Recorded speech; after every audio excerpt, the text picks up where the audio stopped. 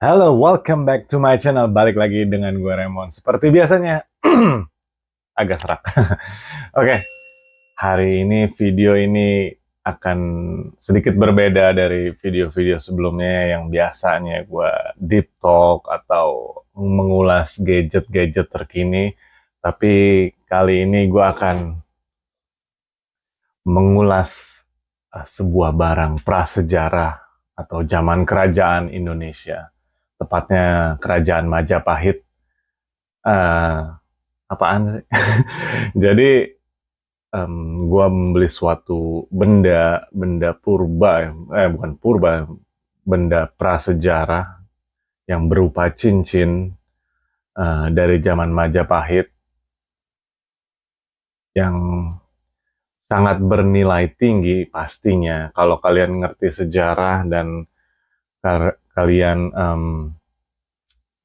apa namanya menyukai benda-benda antik atau kolektor, kalian pasti akan suka dengan barang yang satu ini, atau lebih tepatnya cincin lah ya. Oke, akan gua kayak unboxing aja ya. Biasanya gua unboxing gadget, tapi hari ini gua unboxing em, benda antik. Benda antik, nggak tahu, benda jadul zaman dulu atau benda antik lah ya. Zaman Majapahit, kisaran tahun 1400-an sampai 1600. Wow, udah lama banget. Ya, uh, gue kasih lihat satu persatu lah ya. Ini cincin yang pertama. Jika kalian bisa ngelihat, ini cincin um, perak, cincin perak dibalut dengan um, permata. Di sini ada, kalian bisa lihat blue sapphire, yang ada dua ini, blue sapphire, dan yang di tengahnya ini sapphire pink atau pink sapphire. Gua nggak tahu ini dari tahun berapa, yang pasti kisaran 1400 sampai 1600, zaman kerajaan Majapahit jadinya. Dan oh ya, ini gue beli dari kolektor di Jawa Timur yang udah punya nama juga ya. Ini gue beli dari seorang kolektor yang ada di Jawa Timur itu. Ya, benda-benda kayak gini memang untuk dikasih, diberikan nilai harga itu sedikit susah, karena ya sangat bernilai, apalagi mempunyai histori-histori atau mempunyai kelangkaan ya, yang pastinya kelangkaan. Jadi ini cincin yang pertama. Jika kalian bisa lihat, balik lagi, kita lihat lagi. Ini cincin perak. Cincin perak. Gue deketin.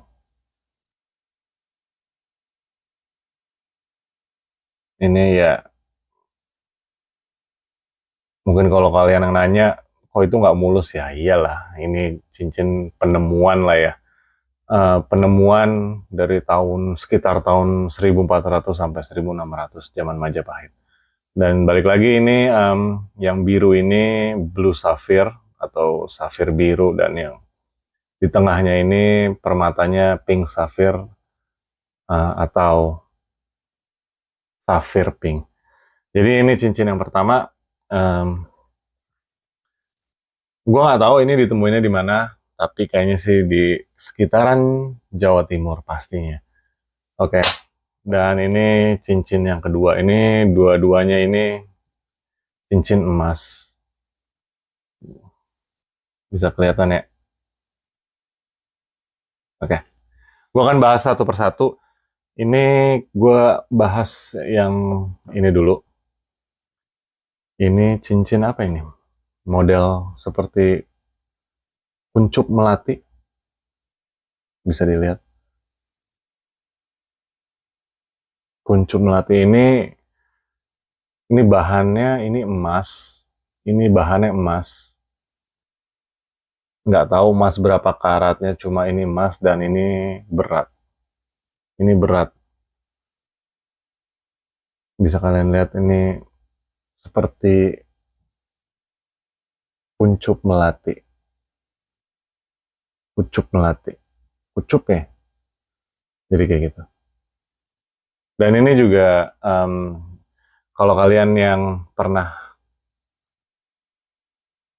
nonton video atau pernah melihat kok ada yang sama ya di video YouTube. Nah ini ditemuinnya kalau nggak salah di daerah-daerah perairan, di danau, di danau. Dan ini ya balik lagi, kalau mengenai harga gue nggak bisa ungkapin di sini. Jadi ya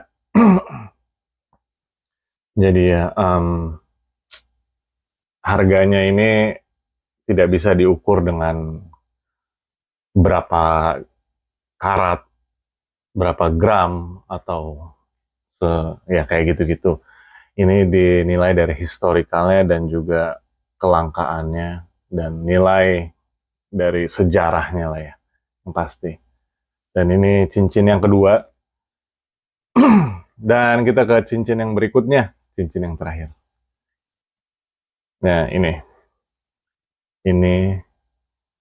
kayak gambar wajah lah ya. Mungkin banyak dari kalian yang udah lihat model-model cincin kayak gini atau ini baru pertama kali. Ini berbahan emas juga, jadi ini stempel Gajah Mada. Mungkin ini wajahnya Gajah Mada ya. Nah, pati atau nggak tahu apa itu. Nah, ini mukanya Gajah Mada. Mungkin. Dan ini juga gue nggak tahu ini ditemuinnya di mana. Yang pastinya di sekitaran Jawa Timur atau di Jawa. Kopi dulu. Ya, gue kasih lihat lagi. Ya, sebenarnya barang-barang antik kayak gini ya lebih tepat jatuh kepada tangan kolektor atau dibudidayakan oleh negara ya. Sebenarnya kalau memang kita menghargai sejarah atau khususnya sejarah prasejarah ya, zaman-zaman kerajaan itu banyak banget ditemuin benda-benda atau pusaka-pusaka zaman-zaman kerajaan Majapahit, zaman kerajaan yang di Palembang apa tuh namanya lupa. Terus udah banyak banget ditemuin benda-benda prasejarah. Ya itu barang-barang atau pusaka-pusaka. Jadi kalau menurut gue pribadi, jadi kalau masalah harga nggak bisa dinilai dari berapa karat emasnya atau masih bagus apa enggaknya keadaan. Jadi benda ini memang benda antik yang nilainya cukup tinggi. Jadi kalau kalian yang berminat untuk memilikinya, bukan hanya memilikinya, ya mungkin kalian punya uang untuk membeli, tapi untuk melestarikannya dan menjaga keasliannya sampai anak cucu kalian nanti masih bisa diperlihatkan. Oh ini peninggalan Majapahit, ini peninggalan Singosari, ini peninggalan kerajaan-kerajaan lain yang ada di Indonesia. Itu sih keren banget. Jadi ya gue bikin video kayak gini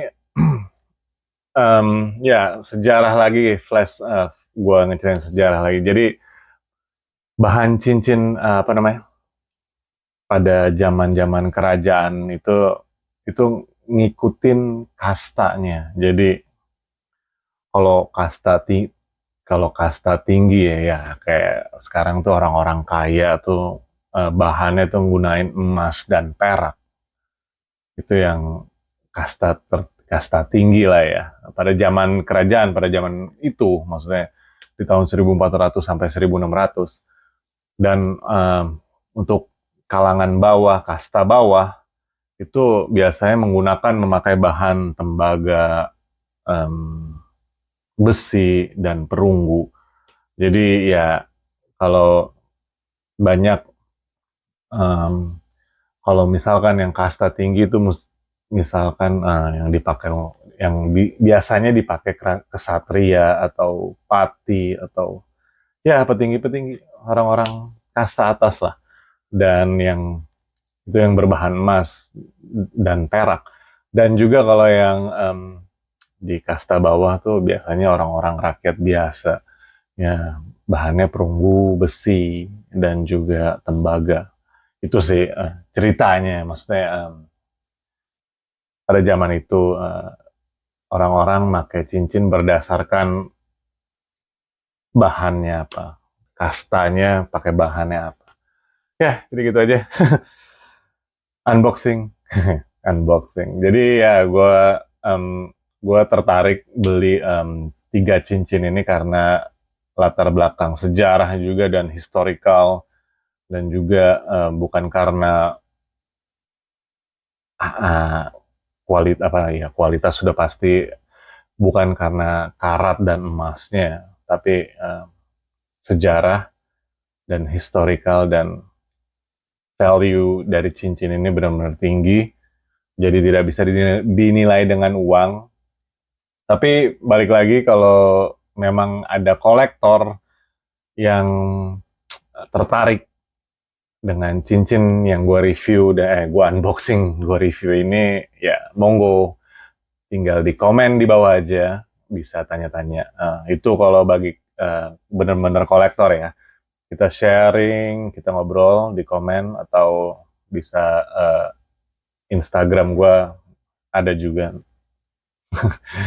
Tinggal langsung aja di chatting di Instagram. Jadi gitu aja.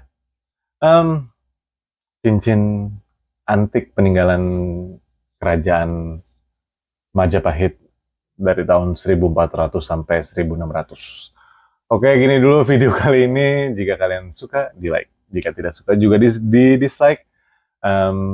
Kalau kalian belum subscribe, please subscribe channel ini, karena channel ini tidak akan berkembang tanpa kalian. Oke, dengan Raymond di sini, peace out, ciao.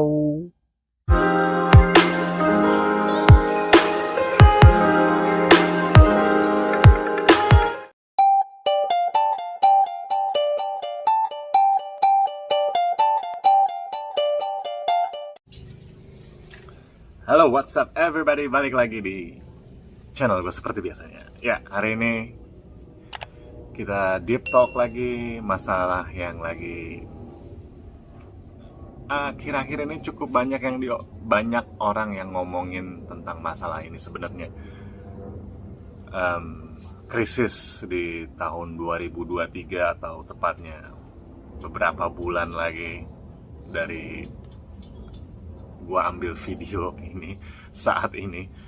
Ya, banyak banget konten-konten kreator, pengamat ekonomi, politikus, atau sampai influencer, atau bahkan mungkin di tongkrongan kalian ataupun di tempat-tempat kalian berkumpul, komunitas kalian, banyak yang ngomongin masalah krisis di tahun 2023 atau inflasi collapse seperti di tahun 1998, jika kalian yang mengalaminya di zaman itu.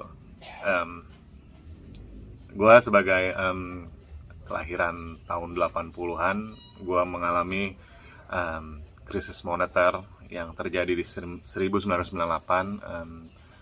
Banyak terjadi di negara-negara Asia khususnya, dan juga di Indonesia, di mana kita tahu digulingkannya Presiden Soeharto pada tahun 98, dan juga terjadi kerusuhan di sana sini di Indonesia.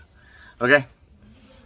Jadi ya, Inflasi di 2023, banyak orang yang ngomongin konten kreator bikin video YouTube nih, ataupun di TikTok, ataupun di media sosial lainnya.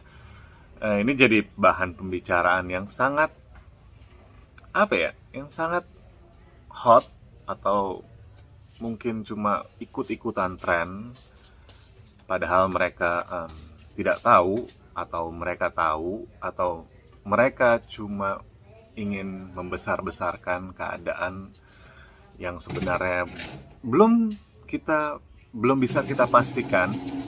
I'm sorry for the noise.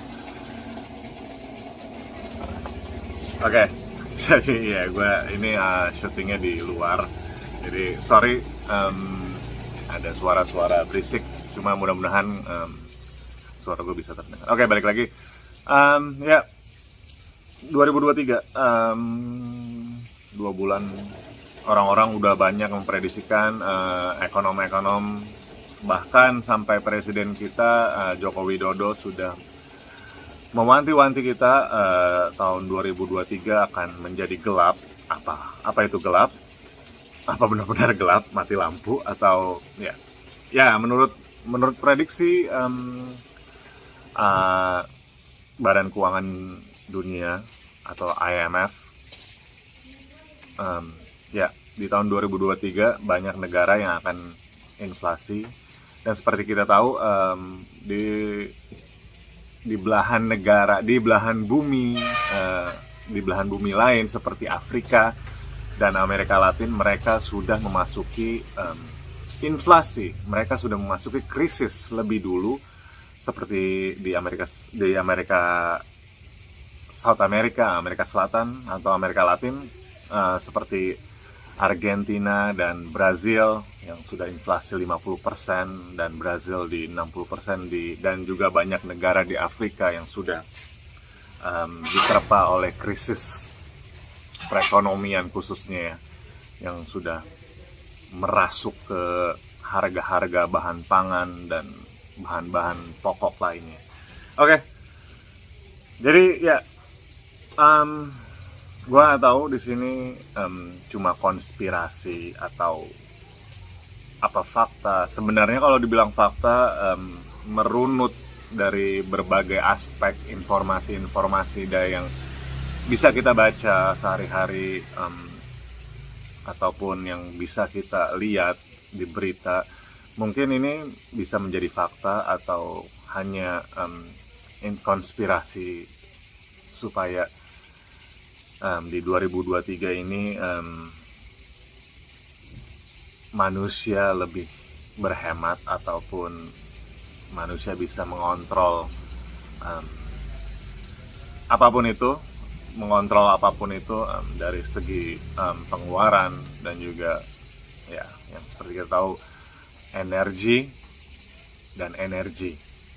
ya, gas, petrol, dan lain-lainnya. Oke, kita bakar rokok dulu.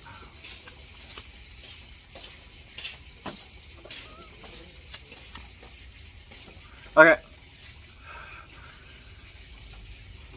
ya balik lagi, konten-konten kreator ya, termasuk gue lah. Gue sekarang bikin video YouTube yang mengangkat konten tentang krisis di tahun 2023, apa akan terjadi, khususnya di Indonesia ini, apakah kita akan terkena dampaknya sama seperti di tahun 1998 krisis moneter. Kita belum tahu, tetapi mudah-mudahan sekali lagi, mudah-mudahan kita nggak mau terjadi seperti di tahun 98. Bagi kalian yang sudah mengalami sangat sulit, harga-harga pokok naik, terutama dolar Amerika itu melambung tinggi, dan semua kebutuhan pangan, elektronik, kebutuhan pokok, semuanya itu melambung cukup tinggi. Dan ya, gue berharap nggak akan terjadi seperti di tahun 98. Kalaupun krisis ekonomi atau krisis apapun di tahun 2023, atau inflasi besar-besaran, kita bisa melaluinya dengan cukup baik karena gue yakin Indonesia sudah memiliki fondasi yang begitu kuat, kokoh, dan juga bisa kita melewatinya bersama. Apalagi ya seperti kita tahu selepas badai pandemi yang begitu merontokkan di segala aspek kehidupan di dunia, bukan pun di Indonesia, maksudnya di dunia ini semua aspek roda ekonomi semua rontok, dan apalagi ditambah di tahun 2023 diprediksikan akan menjadi gelap dan juga akan menjadi sesuatu yang kita tidak inginkan. Oke.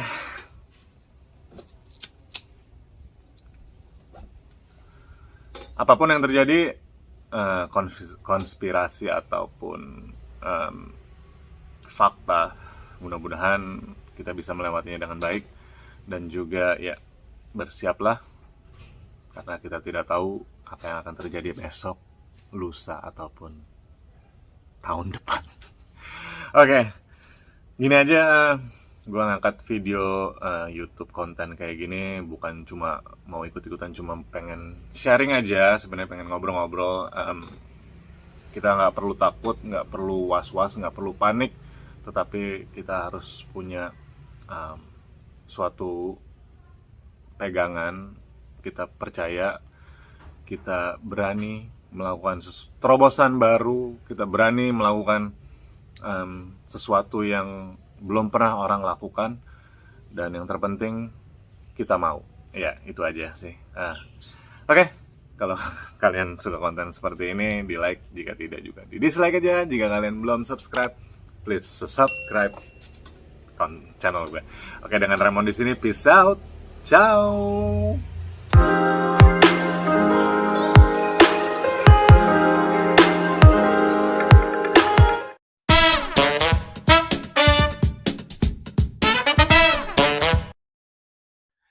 Halo, welcome back to my channel. Seperti biasanya, kita akan deep talk lagi. Kali ini gue mau ngomongin masalah pergadgetan yang worth it di pertengahan tahun ini, di tahun 2022. Apa aja dan gimana, se-worth it apakah. Ini versi gue ya, dan semua ini mutlak apa yang gue suka sih sebenarnya. Kalau kalian yang nggak setuju juga nggak apa-apa. Oke. Langsung aja, ada beberapa handphone dari Android dan juga dari iPhone pastinya. Sekarang gue mau ngomongin yang dari iPhone dulu ya. Untuk di tahun 2022 ini, di pertengahan 2022, gue merekomendasikan iPhone SE 2 ya, yang 2018. Itu harganya di kisaran mungkin ada yang 4 juta, itu tergantung memorinya. Kalau nggak salah yang 64 yang paling kecil itu di kisaran 3 jutaan sekarang, dan juga yang di 128 GB di 4 jutaan. Tergantung di e-commerce mana kalian beli. Kalian cari aja. Mungkin nanti kalau kalian minat, nanti gue cantumkan link pembelian di kolom deskripsi. Oke. iPhone SE 2018 iPhone SE 2 ya. Minum dulu.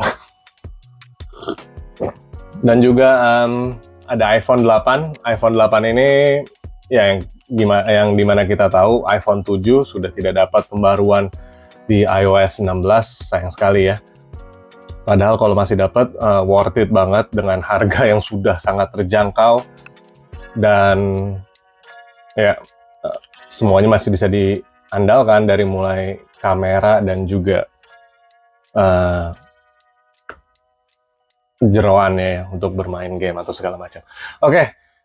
iPhone 8 pasti di tahun 2022 ini, di mid semester ya, di pertengahan 2022, iPhone 8 menjadi rekomendasi gue yang kedua. iPhone 8 Plus atau iPhone 8 biasa.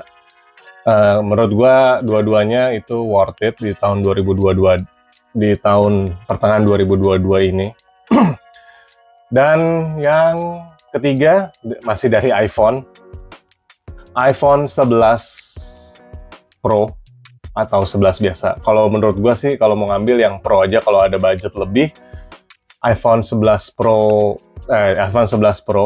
itu di kisaran 6 jutaan dan iPhone 11 biasa itu di kisaran 5 jutaan. Itu yang worth it di series iPhone 11. Dan yang terakhir dari iPhone ada iPhone XS dan iPhone XS Max. Wah, ini yang paling worth it sih sebenarnya. Kalau kalian pilih XS biasa, XS atau XS Max, kalau menurut gue XS Max, ambil yang XS Max. Kisaran 5 juta sampai 4 jutaan itu udah dapat XS Max, tergantung variasi internalnya yang mau berapa. Kenapa menurut gue ini yang paling worth it? Karena ya kita tahu XS Max punya layar yang besar dan juga kapasitas baterai yang cukup besar untuk bermain game dan juga ya apalagi untuk foto-foto atau videografi itu masih layak banget di pertengahan 2022 ini. Oke, itu dari iPhone. Aduh. Itu dari iPhone. Sekarang kita ke dulu.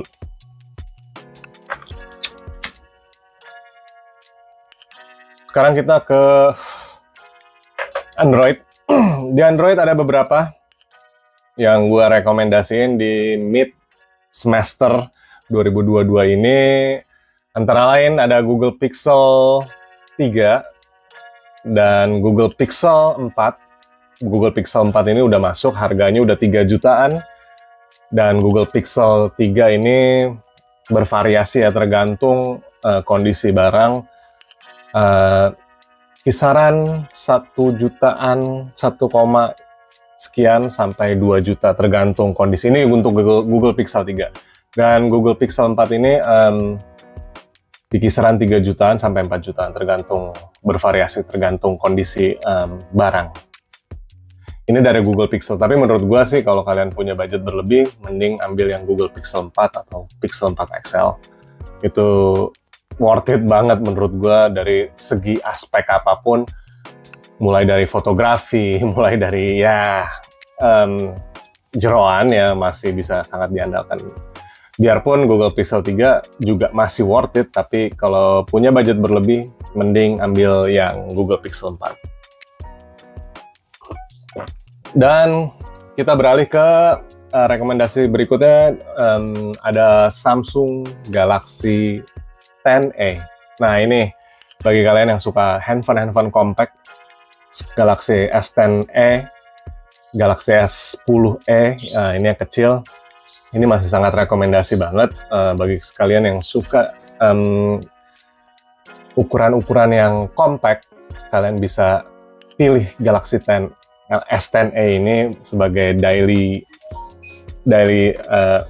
driver kalian. Kenapa? Karena ya pertama masih memakai kalau yang versi Indonesia itu Exynos. Cuma kalau kalian dapat yang versi luarnya, versi Amerikanya memakai Snapdragon 855 kalau nggak salah.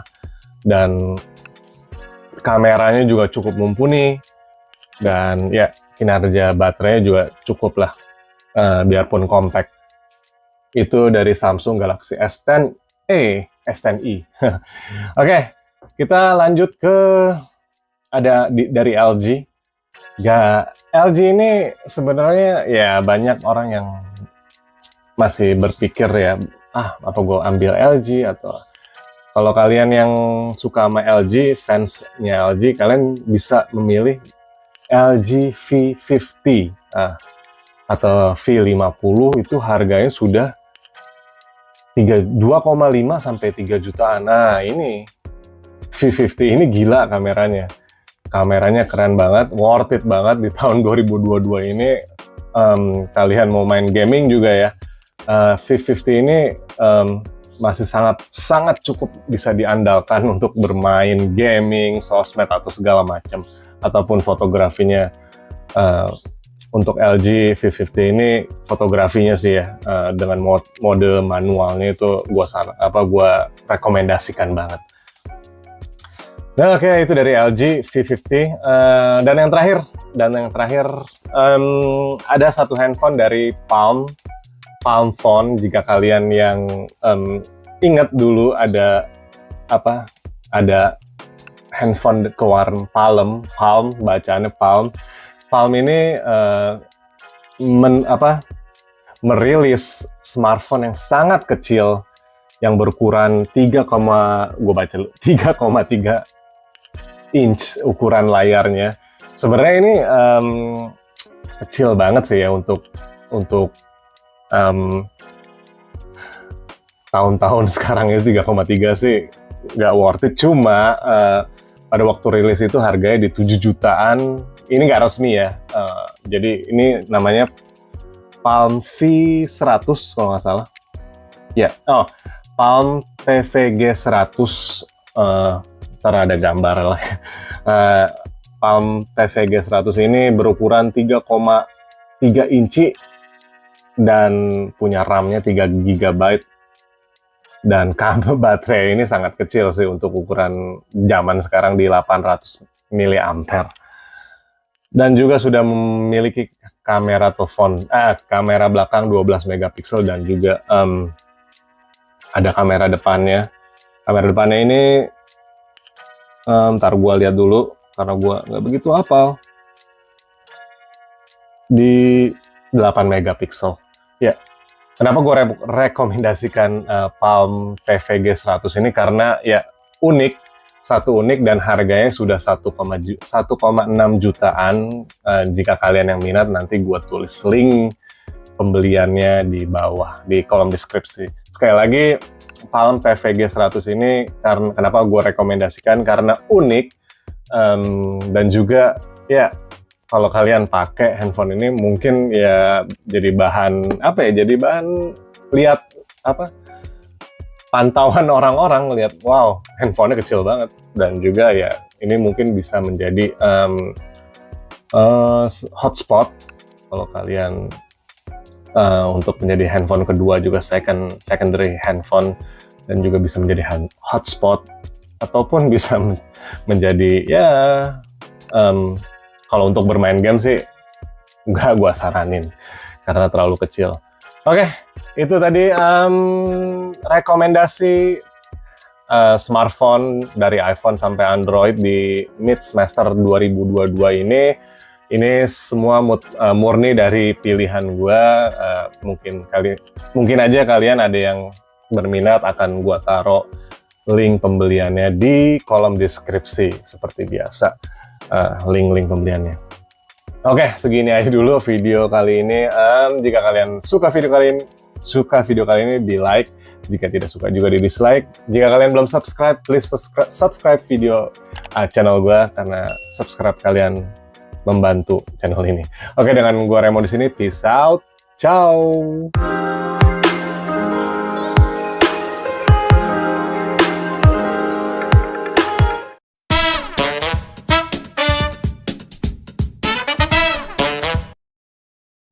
Halo, welcome back to my channel. Ya, ini video terbaru gue mau ngomongin masalah peluang bisnis lagi, di mana sebenarnya banyak sekali peluang bisnis di digital ataupun di konvensional. Hari ini gue mau ngebahas tentang bisnis konvensional. Ya, bisnis konvensional di mana kalian tahu ngebuka toko dan menjual produk. Lain halnya dengan bisnis digital, kalian bisa melakukannya dengan cara digital dari rumah saja, tidak perlu memiliki toko. Atau sekarang yang lagi ininya menjadi affiliate sebuah perusahaan seperti toko hijau, toko orange, atau sekarang TikTok Shop juga sudah melakukannya. Oke, kali ini gue mau ngebahas tentang peluang bisnis konvensional atau manual. Ya, kedengarannya klasik banget, Tapi ini peluang bisnis yang satu ini belum banyak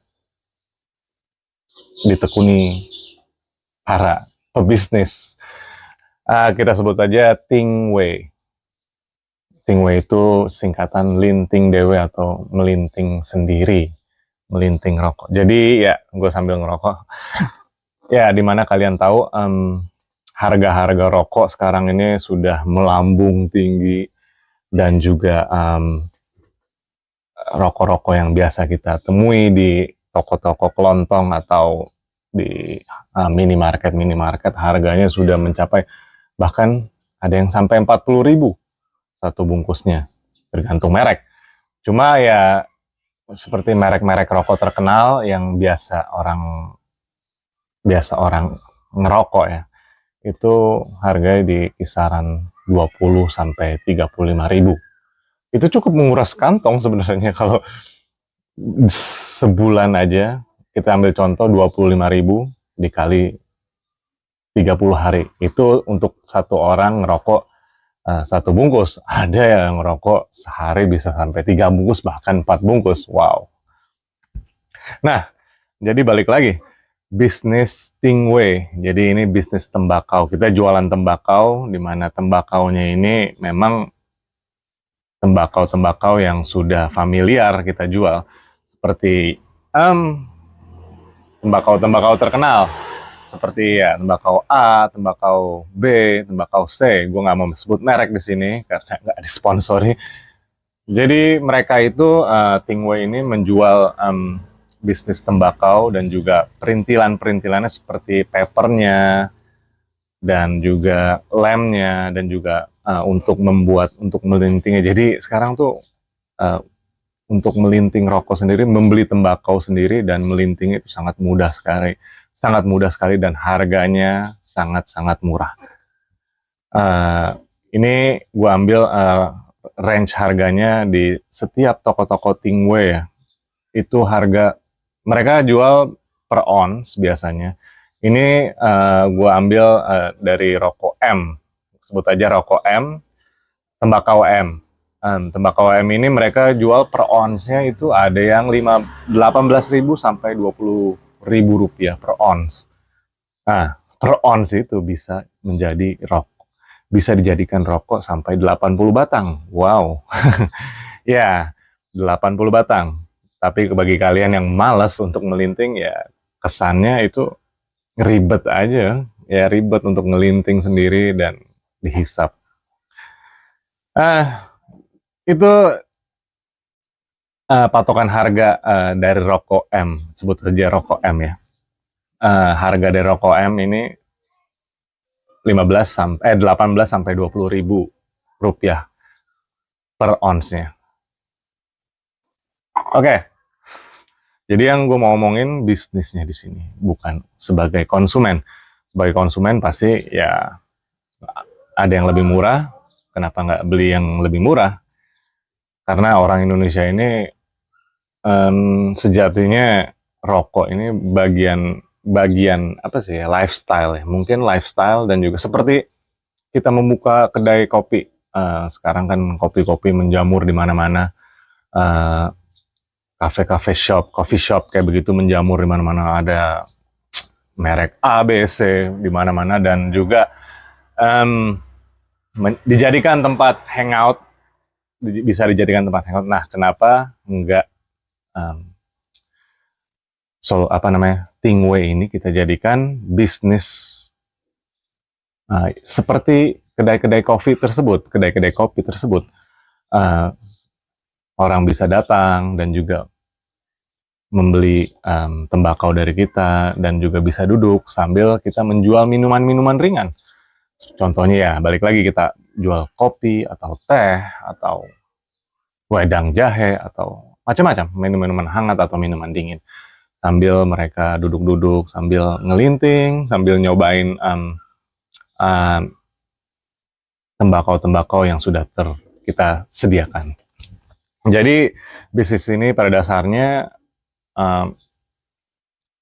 kita ambilnya budget kita juga murah. ambil contoh kalau kita punya tempat ya, kalau kita punya tempat, contoh dasar kita punya tempat di rumah, ada lahan kosong, kita jadikan sebuah toko itu, dan modal dasarnya paling 2 sampai 3 juta untuk membeli bahan produk-produk tembakaunya dan juga kertas, lem, dan juga untuk bahan pembuat alat pembuat lintingannya itu, jadi jauh lebih mudah. Jadi ya 2-3 juta omsetnya, ada yang sampai 3.500.000 per hari. Wow, keren. Ya, balik lagi, bisnis semacam ini memang ya bagi kalian yang bisnis buka toko tuh sekarang di era digital hari ini tuh udah banyak persaingan dan juga susah, apalagi di mana-mana sekarang orang bisa membeli online, di toko-toko e-commerce mereka juga jual, tetapi di sini kita menjual bagaimana orang bisa berlama-lama di tempat kita sambil minum kopi, sambil nyoba-nyobain tembakaunya. Jadi ya itu peluang bisnis konvensional atau peluang bisnis manual ya, yang masih sangat menggiurkan, di tengah gempuran harga-harga rokok, dan juga ya rokok-rokok dari brand-brand baru sekarang keluar, harganya di kisaran 13 sampai 18.000. Itu rokok-rokok nama-nama baru ya. Mereka juga bisa bersaing dengan rokok-rokok yang sudah mempunyai nama. Oke, gitu aja video kali ini tentang peluang bisnis konvensional atau bisnis manual yang masih membutuhkan toko, tapi budgetnya sangat minimalis dan mendapatkan keuntungannya lumayan besar. Bagaimana kalian bisa menyiasatinya dan membuat pelanggan nyaman datang ke kedai kalian. Di sini kita ngomong kedai, bukan toko. Jadi ya itulah Tingway, Linting Dewe. Oke, dengan gua Raymond di sini. Kalau kalian suka video seperti ini, di-like. Jika tidak juga dislike-nya. Jika kalian belum subscribe, please subscribe channel ini karena channel ini butuh bantuan kalian. Oke, peace out. Ciao.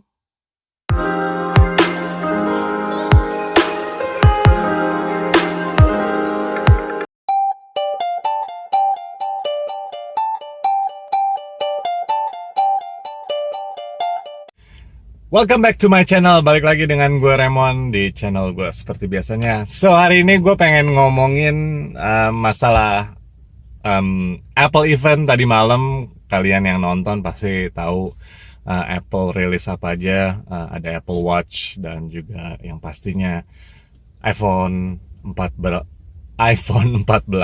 Wow. Ya, ada beberapa series iPhone 14 dan iPhone 14 Plus, kalau nggak salah ya, gue lupa. Dan untuk lini seri iPhone 14 Pro-nya ada 14 Pro biasa dan juga 14 Pro Max.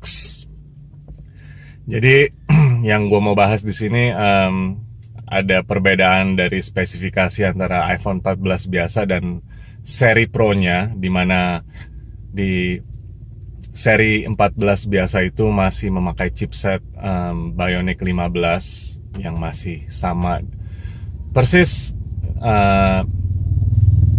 sama dengan iPhone 13 tahun lalu, memakai chipset Bionic iOS 15, maksudnya Bionic 15, dan ada sedikit peningkatan untuk versi iPhone 14-nya. Dan juga di versi Pro-nya ini yang memang banyak ada beberapa perubahan, mulai dari notch-nya yang Iceland notch,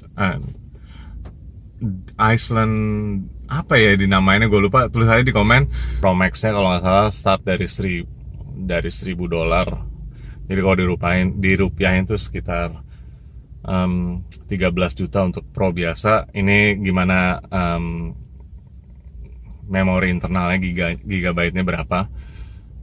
Untuk seri 14 biasa itu start dari, kalau nggak salah, dari 11 jutaan, dan yang 14 plus kira-kira sekitar 13 jutaan. Jadi ya tunggu aja. Kalau di Amerika sudah bisa di pre-order mulai tanggal 9 September ini. Di sana udah bisa pre-order, dan gua nggak tahu masuk Indonesia resminya kapan, masih belum ada kabarnya. Jadi ya balik lagi, iPhone 14 series telah rilis. Untuk yang seri Pro-nya benar-benar amazed banget. Untuk kameranya dan juga tampilan punch hole-nya, Iceland punch hole ya kalau nggak salah, gue lupa namanya. Itu keren banget. Apalagi udah ditanemin langsung iOS 16. Jadi itu udah kelihatan beda banget. Tapi sayangnya gue nggak tahu untuk konektor chargernya ini masih pakai yang Lightning atau udah pakai Type-C. Kayaknya sih masih pakai Lightning. Jadi ya gue juga nontonnya tadi malam itu nggak terlalu jelas dan juga nggak terlalu spesifik banget. Jadi ya gue nontonnya itu pas yang di bagian iPhone 14 Pro aja sih. Jadi ya gitu. iPhone 14 Pro Max dan Pro 14 series lah ya. Mudah-mudahan kalau ada rezekinya bisa gue pengen cobain dan juga review untuk kalian semua. Oke, segini aja dulu video kali ini. Video apa namanya ini? Ala kadara di mobil. Oke, dengan gue Raymond di sini. Peace out. Ciao.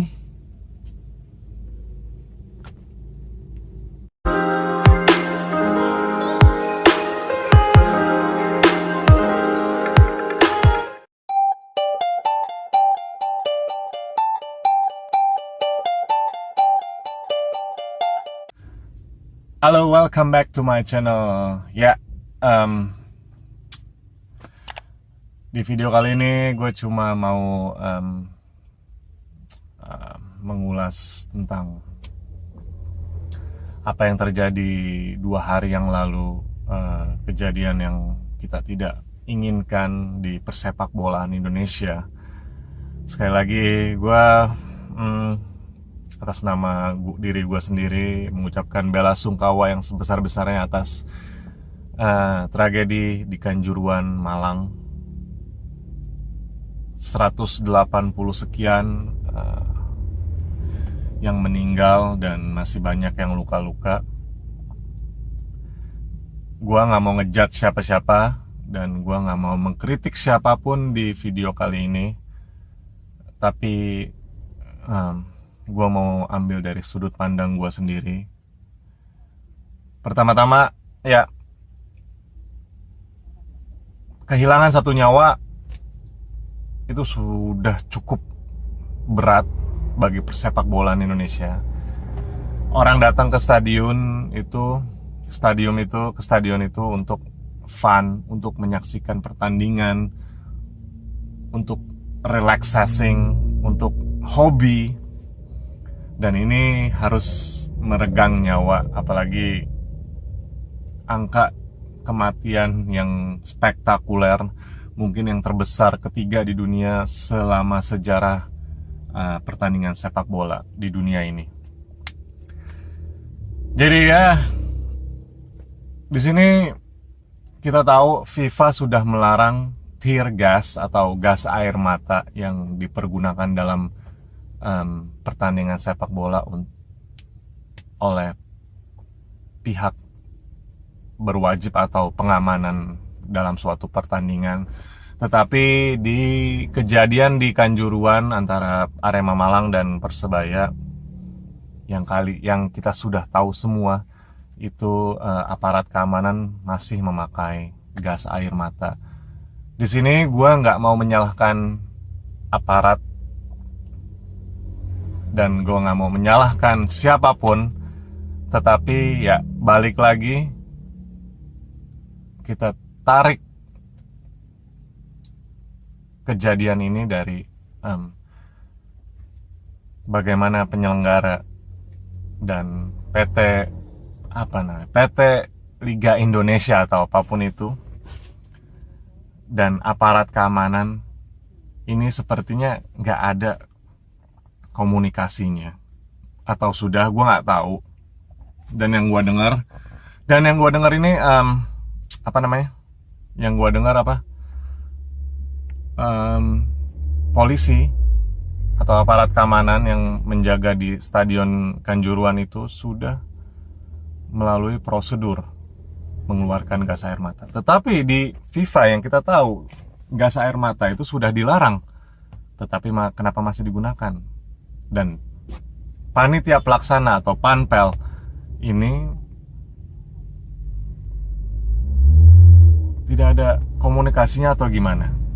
Sekali lagi, berita ini sudah menyebar luas di Liga Spanyol, di Liga Inggris atau Liga Italia atau liga-liga top di Eropa sudah menggunakan pita hitam, dan apalagi di Liga Spanyol. Di Liga Spanyol itu sampai memasang bendera Indonesia di line TV-nya. Yang gue harap dari kejadian ini semuanya berbenah. PSSI, panitia pelaksana, aparat keamanan, dan segala aspek-aspek yang turut andil dalam persepak bolaan Indonesia ini harus berbenah. Kita nggak bisa terus-menerus kehilangan nyawa ataupun ya, untuk siapapun, supporternya, aparat keamanan, PSSI, dan panitia pelaksana. Kita renungkan. Terserah Indonesia mau di-ban, katanya mau di-ban 8 tahun atau kalau memang benar di-ban 8 tahun, ya terima. Memang kita persepak bolaan di Indonesia ini masih kacau, jauh dari kata, apalagi untuk supporter, jauh dari kata aman. Apalagi sekarang banyak yang membawa anak kecil, membawa keluarga. Sekali lagi ya, kita harus menyesal dengan kejadian ini sampai terjadi seperti ini. Dan sekali lagi gue atas nama pribadi berbelasungkawa yang mendalam atas korban-korban di Stadion Kanjuruhan Malang. Mudah-mudahan kedepannya semua bisa duduk bersama dan menjadi profesional bersama, nonton bola ke stadium aman, tentram. Tidak ada lagi kerusuhan, tidak ada lagi perang antar supporter, tidak ada lagi miskomunikasi antara panpel dan aparat. Dan yang paling terpenting, kita harus patuh terhadap apa yang sudah dikeluarkan peraturan oleh FIFA. Oke, jadi gitu aja. Dunia sepak bola, khususnya di Indonesia ataupun dunia, sedang berkabung. Mudah-mudahan ini semua menjadi pembelajaran dan ini menjadi titik balik Liga Indonesia menjadi lebih profesional dan lebih dikenal luas oleh dunia luar.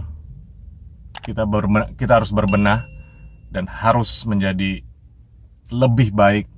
Tidak ada lagi nyawa yang melayang. Oke, dengan Raymond di sini, peace out, ciao.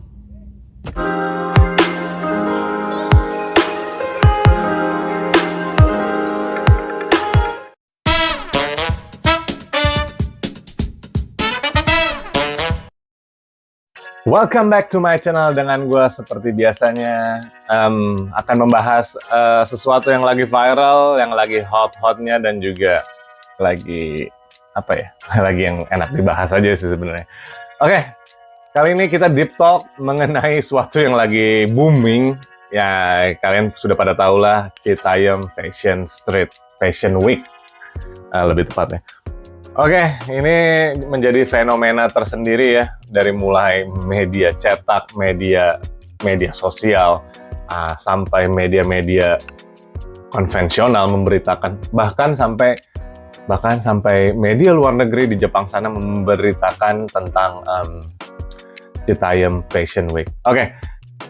SCBD, tempatnya di SCBD yang kita tahu di mana ini lokasinya memang lokasi blok distrik super blok ya. SCBD di Dukuh Atas ini mereka pada berkumpul di stasiun MRT Dukuh Atas kalau nggak salah ya. Dan juga yang dimana kita tahu daerah ini ya cukup berkelas di Jakarta Pusat. SCBD ini mereka menjadikan singkatan menjadi sekitaran Citayam, Bojonggede, dan Depok. Wow. Dan juga ya, yang gue mau bahas di sini ya fenomenal seperti ini. Anak-anak muda Indonesia zaman sekarang sudah berani untuk mengeksplor dirinya, kreativitas mereka. Dan ini yang gue salutin. Mereka berani untuk mengekspresikan diri mereka di jalan-jalan seperti itu, entah itu dengan berbusana atau bermain apapun lah yang bisa mengekspresikan diri mereka. Ini sangat baik, sangat positif. Dan juga ya apalagi dengan sampai ada artis Indonesia, influencer, dan sampai top model yang berjalan di catwalk Citayam Fashion Week. Itu sih mind blowing banget sebenarnya. Wow. Ini fenomena tersendiri yang dimana sebenarnya ini terjadi di Harajuku, di distrik Shibuya di Jepang sana di era-era 90-an, anak-anak muda, sampai terjadinya sekarang kita bisa mengenal dengan Harajuku style. Ini tuh mudah-mudahan ke depannya ya anak-anak muda di Indonesia ini bisa mengeksplor diri lagi, kreativitasnya ya menjadi suatu kebudayaan yang modern tanpa harus menghilangkan kebudayaan akar budaya kita. Ya ini cukup baik sebenarnya, cukup baik dan cukup kreatif. Minum dulu. A few moments later. Dan juga beberapa dari mereka yang sekarang menjadi artis dadakan, yaitu itu bonusnya lah ya, namanya juga kita menciptakan suatu budaya, suatu tren. Ada beberapa dari mereka, Bonge, JJ, dan Roy, kalau gue nggak salah namanya. Maaf kalau gue salah. Mereka ini menjadi artis dadakan, suatu public figure. Muka mereka ada di mana-mana, sampai ada di stasiun TV. Good job, guys. Kedepannya gue berharap bukan hanya di SCBD aja, bukan hanya di Jakarta, melainkan di seluruh banyak kota di Indonesia. Mudah-mudahan terciptalah fenomena-fenomenal seperti ini, dan juga kita percaya generasi muda Indonesia tuh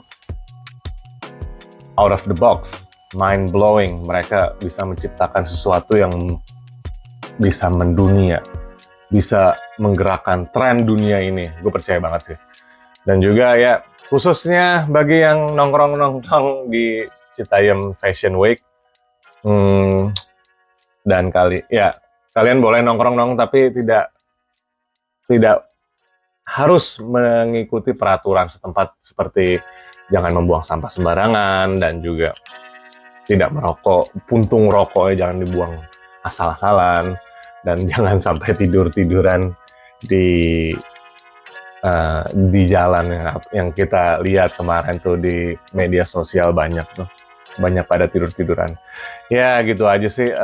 Ya kalian the best lah, 2 jempol pokoknya.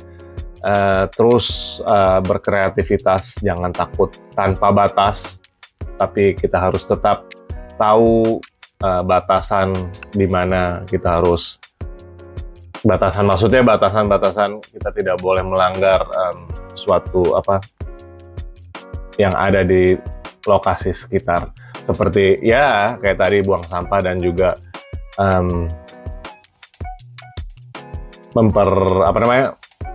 pengguna jalan menjadi terhambat. Itu sih aja. Oke, gini aja deep talk gue mengenai ya sesuatu yang fenomenal Citayam Fashion Week. Mind blowing banget dan gue cukup setuju. Oke, jika kalian suka video kali ini di like, jika tidak juga di dislike aja. Jika kalian belum subscribe, please subscribe channel gue karena channel gue tanpa kalian tidak ada. Oke, dengan gue Raymond di sini. Peace out, ciao.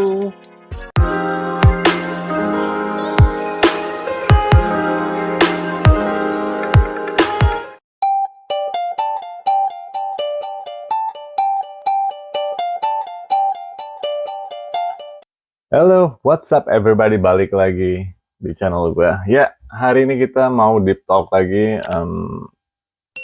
Kita ngobrolin masalah yang lagi happening pastinya. Apa ya? BBM.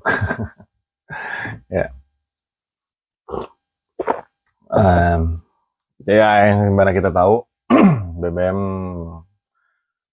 khususnya BBM yang bersubsidi yaitu Pertalite yang sudah menjadi 10.000 hampir semingguan ini, menjadi 10.000 dari harga awal di 7.600 sekarang menjadi 10.000. Ya, banyak pro dan kontranya, mungkin banyak kontranya ya, karena hampir seluruh masyarakat yang golongan atas, golongan menengah, dan golongan bawah itu memakai Pertalite. Ya, di sini gue cuma mau berbagi aja, pengen ngobrol-ngobrol. Gue nggak tahu siapa yang benar dan siapa yang salah, dan juga gue juga nggak mau mengkritik pemerintah, dan juga gue nggak mau ngomongin kenaikan ini. Gue cuma mau mengambil dari sisi lain dari kenaikan BBM ini. Oke.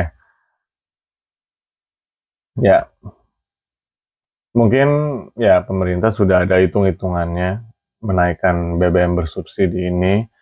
Karena apa? Mungkin supaya tepat untuk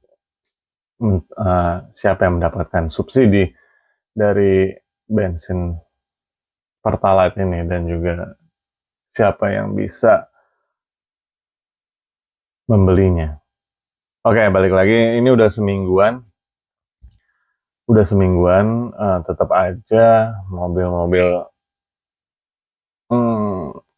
mobil-mobil yang menengah ke atas itu masih membeli Pertalite. Jadi gue belum tahu sistemnya kayak gimana, harus kayak gimana. Katanya sih nanti mobil yang di bawah 1.400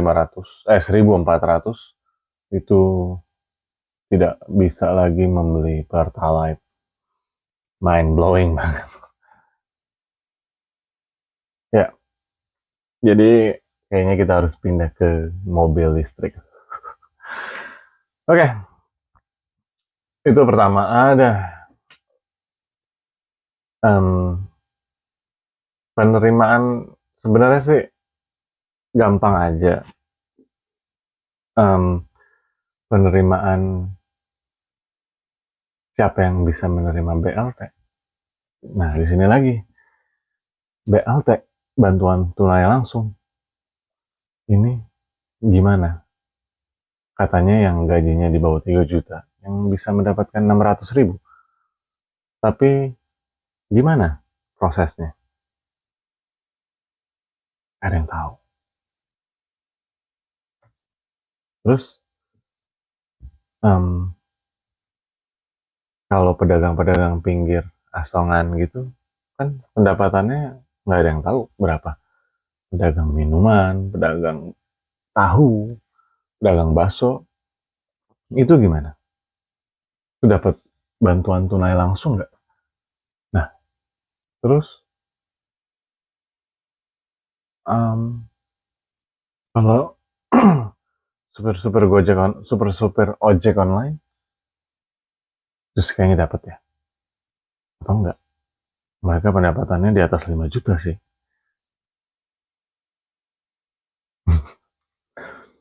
Terus apa lagi? Bingung ya? Bingung sih. Ya, jadi siapapun yang kayaknya ini udah mulai tidak ada keadilan di sini. Kayak lagi gue nggak mau menyalahkan siapa-siapa, nggak mau cari masalah dan cari sumbernya siapa. Pertalite di 10.000 ini kayaknya kemahalan.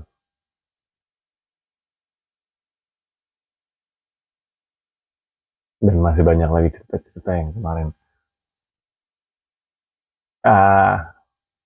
Vivo. Vivo kemarin 8.900, sekarang jadi 10.900. Itu dinaikin apa disuruh? RON-nya 89 di bawah Pertalite. Kenapa jadi bisa lebih mahal? Yang RON 89. Oh, wow.